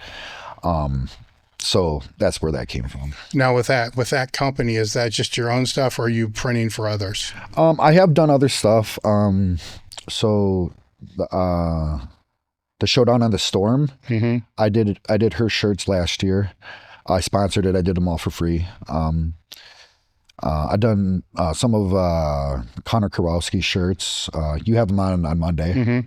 I done just like local stuff. Yeah. You know, and I'm not really so into that because there's no money in it. But like making my own, like this is one of my own designs. Like that shit, there's money in that because then I can sell it for what I want. Yeah. You know, and so that's kind of what I'm focusing on. So you brought up Connor. So what's it like being in the same gym with coaches that have maybe different opinions than what you would have on coaching? Amazing. I love it because we bounce ideas off of each other, and he's got a higher level of education than I do. So it's good to have that because I can learn from him. Yeah. You know, and I can push him in ways that he's like, he even said it, like, he's like, I love this gym. He's like, you guys push me. This is what I needed. I'm like, you're part of it now, bro. Like, this is like, you know, I love having him there. And I love listening to how he explains things. Like when I was trying to get back into do a meet again and I was squatting, I broke my neck a couple of years ago. So it's, that's a whole nother story. But either way, I was working with Connor because he's so fucking smart, you know, and I trust him. I'm like, hey, I'm gonna try to do a meet and I want you to help me. He's like, for sure, dude, I definitely will. I'm like, awesome, you know.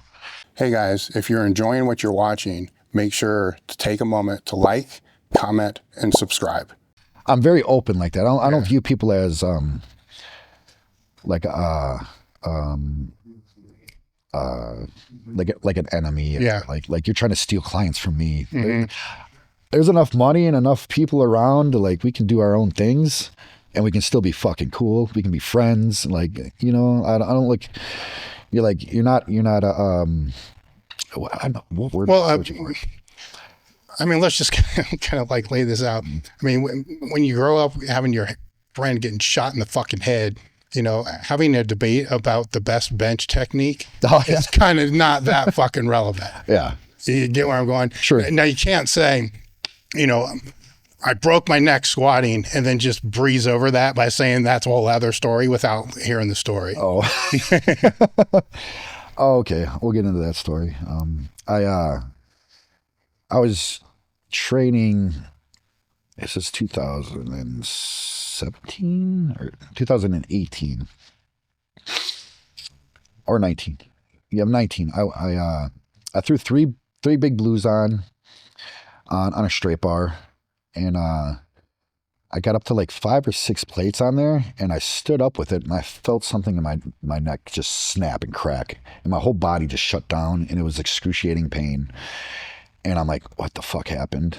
Did you clear the hooks? Or yeah. Okay. I stood up with it, and it cleared, and I'm like, what the fuck? So I'm like, racket. So they brought it in, and I just crawled out from under there. And I had one of the high school girls that I was coaching. She would come down to the gym or whatever. And so she would ride with me. And I'm like, you're going to have to take me to the hospital. So we went to the hospital. And she called my girlfriend. She met me there. So they put me in the scan or whatever, and they come back. He's like, see right here. He's like, it looked like you fractured it a long time ago, but now it just snapped in half. My C7 snapped in half. And he's like, if you would have like an eighth of an inch any further, he's like, you'd be paralyzed for the rest of your life. He's like, so you might want to quit what you're doing. And obviously I didn't quit. Yeah. I kept trying to do it. So I tried to do a single ply meet because I was like, well, I can't load my back that fucking heavy anymore. Mm-hmm. So I was training in single ply, and well, what was the recovery like just from that day to getting back to actually squatting? about 2 months. Okay. And what did you do during that time? Just built up my traps so I could put more, like build a bigger shelf. So I did that. It still hurt, but every day. So now that's the reason I can't squat anymore, because anytime I put a bar on my back, it's constant migraines. They and there's no way to stop it. I'll wake up in the morning crying. It hurts so fucking bad, but I just kept doing it because I just wanted to squat, you know. But it just came to a point. It was like, I can't keep doing this anymore. And I learned that like a year and a half ago when I had Connor he was going to help me, and I kept trying to get back under the bar, and like my body would be shaking, and I was like, maybe it's just time for me to hang it up. You know, like, what can I do? Fuse it? You know, I don't want to fuse it. Yeah. You know, so, yeah, that's when I ended my squatting there. All right. Unfortunately. You talked earlier about seeing a therapist now, where what's interesting to me is a lot of people will talk about that, you know, but the person has to be in a place to where they're willing to have that conversation with somebody. Yeah. Right. Because I mean, with your story, there's a lot of shit to catch up on. Yeah. You know, before somebody can, you know, begin to, or you need to trust them to even begin to say it. That's a big thing, because I've had probably throughout my life, like 15 to 20 therapists, and I've only found one that I trust, and that's the one I'm with now. Yes. So with the ones that you didn't trust, right? What was processing through your brain when you sat down? I'm asking this for a reason, because a lot of people have gone through this. They'll sit down with somebody and be like, well, fuck this, you know, and I assume that's kind of what's going through your brain. Yeah. Is they're like, well, how are you feeling today? And you're like, yeah, I'm like, fucking you, you know, what's going through your head on the ones that didn't work?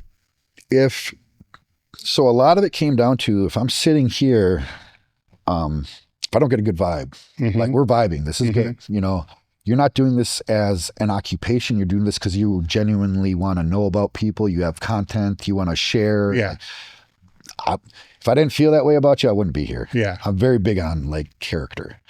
So if I sit down with somebody and I feel like this is your occupation and you're doing this just for a paycheck, I'm going to get up and leave. You got to care about me as much as I care about myself in this situation for me to even be here. You know what I'm saying? If you're my therapist, I need you to care about me and my well-being.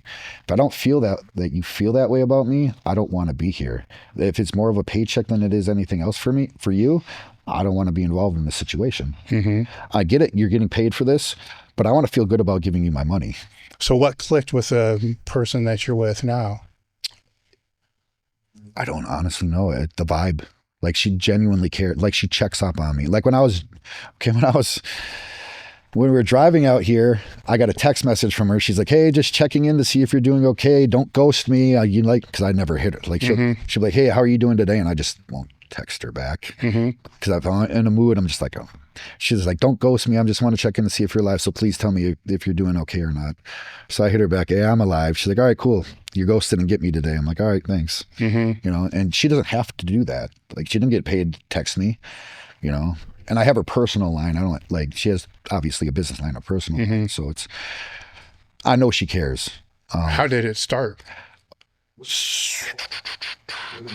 When my brother died in 2013, that's when I hit her up. Like, I went through a program through the state.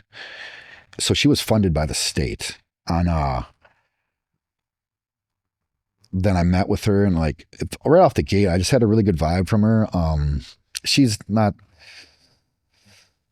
from the city, so she's got a different background, like a very similar background to me though too. And so it's like, and a lot of therapists don't have like the same background, so that helped. But I just got a really good vibe from her, like a genuine, like she had like a genuine heart.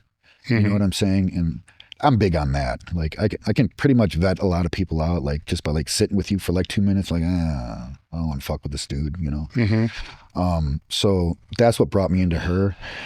And then after a while, like the funding ran out, and she would check up on me even after all the funding. And I changed numbers through the years and this and that. And like, this is what, 2000, so 12 years ago, and then recently, like 2 years ago, I reached back out to her. Like I wasn't like I felt like I was okay after that. But 2 years ago, I had two of my homies got murdered, and then my best friend got murdered, and I lost another friend. He died in his sleep.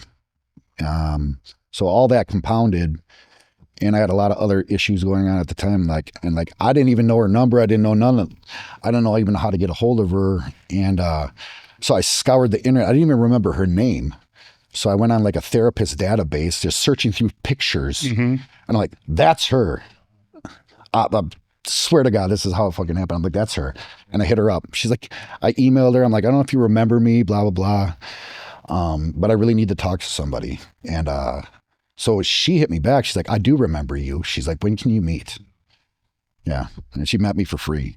And so it's been 18 months now. So obviously you think this helps. Yes, 100%. So if somebody's looking for therapy outside of, they need to realize they need help. Oh God, yeah. Right. That's the that's the first. that gets missed though, right? In a lot of mental health conversations, that one piece gets missed all the fucking time. For sure. So I mean, that's a major thing. What suggestions would you have for them? Assuming that they're in this place and they know they're in this fucked up place and they need help. Is it safe to be able to recommend that, hey, look, maybe the first person you speak to isn't going to be the one. Yeah. And that's okay. Keep looking. I think if you feel like you need to talk to somebody, if you feel like you have issues, you probably fucking do. You know what I'm saying? Yeah. And you should probably reach out to somebody. And if that person doesn't hit you, it rubs you the wrong way, that ain't the end of the world, man. Your first relationship didn't work out probably. Good point. How many multiples of friends have you gone through in your life? Not every friend is going to be your best friend either. Some will stand out more than others. It's going to be the same way with anything else. Like you might go through 3, 4, 5, 6 therapists before you find one that actually fucking helps you. I was lucky enough to find someone that I could actually talk to and felt safe talking to, that I could share the deepest, darkest bullshit in my head that I don't want to share with other people because I'm a fucked up individual. Yeah. Like I can tell her these thoughts that I'm having, and she'd be like, well, that's not good that you're having these. You should probably think of it this way, and help me work through it. Now you've been off hard drugs for almost 20 years, right? Yeah. What advice would you have for people that are going down that road? Just take it one day at a time. Honestly, I literally have to make the conscious decision not to use drugs not every day. Now in the beginning, it was every day. Yeah. Now it's just, I don't even think about it. And when it's presented, because obviously we're in a world where it's fucking everywhere, I just don't do it. I can be around people snorting cocaine and I don't do it. I don't even want to do it. Like it doesn't excite me at all. Sometimes like when I'm sitting around, like if I'm like real depressed or whatever, like, would it be fucking awesome to just go get a bag and hit the strip club and do what you do? Yeah, it probably would, but the next day is going to be fucking horrible. I look at what's going to happen the next. That short-term gratification always leads to long-term pain and discomfort. That's the problem. Like it'd be good here, but what's over here? I don't want to deal with this. That's the shitty part. I don't want to deal with the shitty part of it. Were there any topics you wanted to go over I didn't bring up? Not that I can think of, no. Mentorship and giving back, I have down here as something. When did that flip for you? Right? Because you come from an environment which is pretty much just fucking take. Yeah. Right? And it's that's a big fucking shift. It is. You know, to go from an environment that, hey, look, I want to be able to help other people. Okay, so I began speaking to like troubled youth. I want to say maybe 10 years ago. My old hockey coach had me come and speak to his new team. And so I did that. Obviously, I spoke to the high school kids, and there were certain kids that the other coaches would put me with, like, oh, he's having trouble at home. He's getting into gangs, getting into this. So I'd pull him to the side and talk to him, shit like that. Recently, with seeing my therapist, she is involved with troubled youth. And so she would have me come in and talk to their groups that they're having and share my experience. And she would pull certain kids out of there and have them talk to me, and I would talk to them. You know what I'm saying? Mm-hmm. Like, and we would go through like what they're doing in their life that got them to that point, and what I've done that helped me get through the same aspects that they're going through. How do you approach that differently than the people that probably tried to help you when you were their age? I relate to them.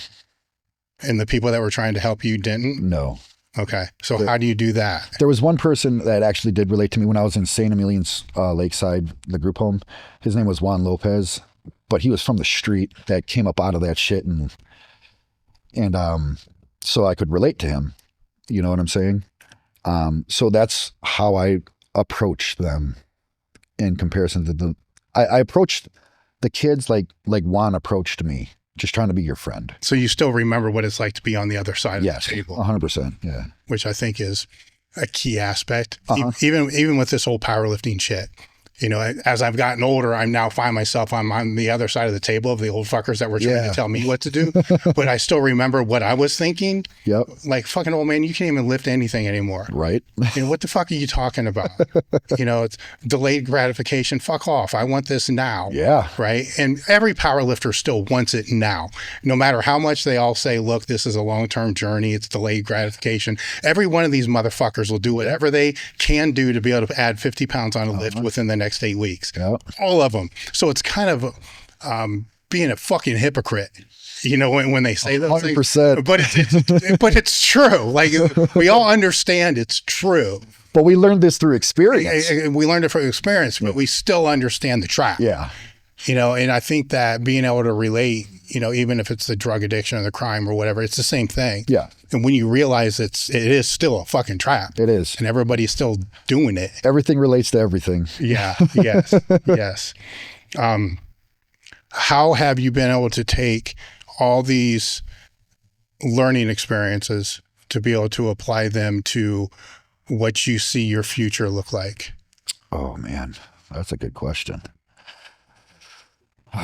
Because in most cases, if I say, look, are there any regrets? You're going to sit there, you're going to think about it. You're going to think, man, I shouldn't have done this, this, and this, but I wouldn't be where I am today without all that. Everybody has the same fucking answer. Mm-hmm. But then when you spin it and say, well, how do you take those experiences and then use it to build into the future? You know, that makes you think a little different. Okay. I usually, I used to think too far into the future, and I just wanted to do what I did today, and that's it. Now it's more of a, what can I do today to get me to here? Instead of just focusing on just do it today, just whatever. Well, over here didn't matter. Like, so it's kind of like laying a foundation of the house. I got to do this, this, and this, and this, and then I can put the plywood up and build the truss and all this.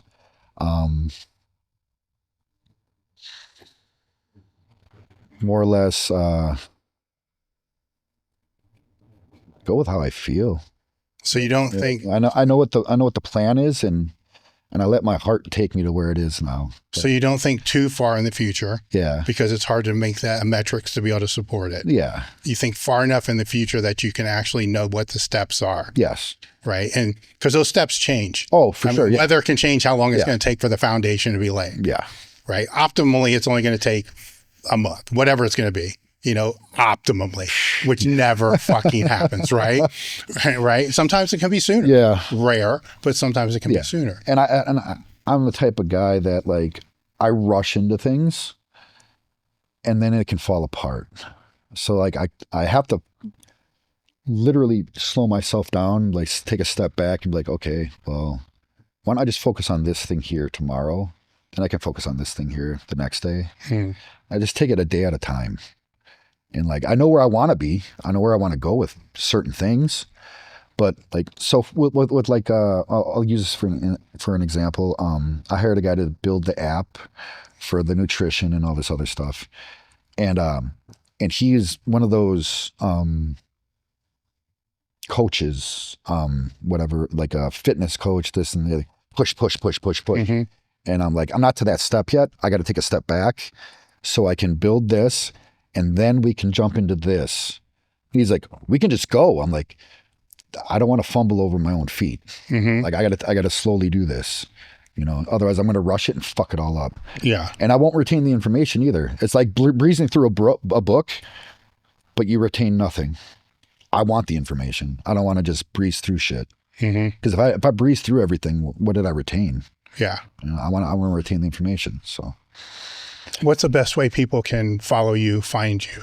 Wolfpack Barbell Club on Instagram, Cream City Clothing 414 on Instagram, _Heartbreak Kid on Instagram, or Shaun Kopplin on Facebook. Do you have any final thoughts? I just appreciate you having me on, man. It was good talk. It was great having you on. I always forget. I have a gift for you. Oh, nice. Awesome. Appreciate it. And there's a shirt, some element packs. There's a training log, and I have these custom made by General Leathercraft. Oh, nice. Lifting belts. Okay. And in the log, it's a reward coin. It's like a challenge coin. Okay. That I give to those people that I feel embody the aim of the company to live, learn, and pass on. Yeah. Which I believe you do. So people can't buy it. I have to physically give it to them. I appreciate that. So I appreciate everything you do, everything you've been doing, awesome. And where you're going to go from here. Thank you. So thank you for coming out, and we're done. Awesome. All content you see on this channel and at elitefts.com is created by, take a guess, Elite FTS. If you want to help support the content, head over to elitefts.com and pick up literally anything that you need to be able to get more jacked and strong.